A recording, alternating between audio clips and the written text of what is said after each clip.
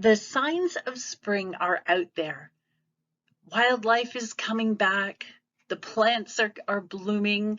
Some of them are just emerging from the soil. And it's a really wonderful time of year.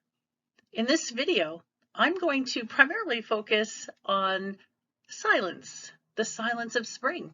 Or is there silence? I'll let the spring peepers let you know that. But as you're listening to them, watch out for 4 plants that I focus in on. And in the comments below, let me know what you think they are, and I'll confirm whether you're right or wrong. But first, let's talk about the peeper. Don't let the size of this image fool you. The spring peeper is indeed a very tiny amphibian. So let's check out the next slide. The spring peeper is a small chorus frog, and actually I quite enjoy just calling them the chorus frogs. And they definitely have a distinctive call, which is one of the first signs of spring. The males emit a very high piping whistle, and it happens about once every second or so during the breeding season.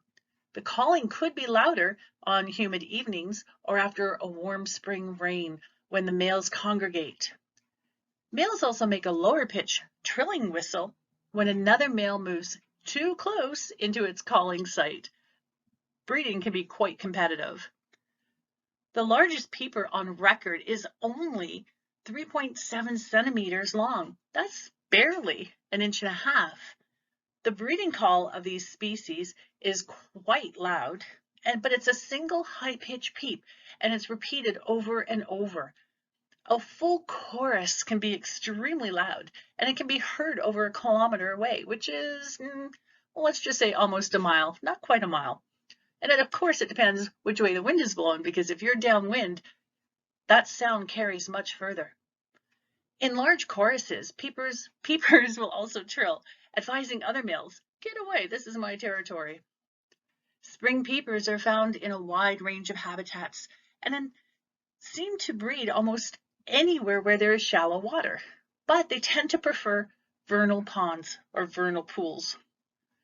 In the summer, these frogs move into forested and upland habitats, always near trees though, and they spend most of their time in leaf litter. They're rarely found more than a meter, which is about 3 feet above ground, and they hibernate under logs and loose bark.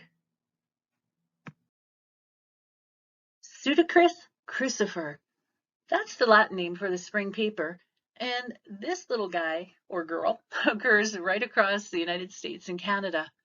There are other species, but this specific spring peeper is recognized by the almost X that occurs on the back of this frog. Good luck getting close enough to see it, but that's how we tell one spring peeper from a different species. And this little frog can withstand temperatures to a few degrees below zero. That's 0 degrees Celsius, so in Fahrenheit, that's a few degrees lower than 32 degrees Fahrenheit. They produce a vast amount of glucose, which allows them to freeze themselves and hibernate throughout the winter months. And as far as springtime goes, they're most active at dusk and at nighttime. Although they are widespread, good luck finding one. They are so tiny, to get close enough is so difficult.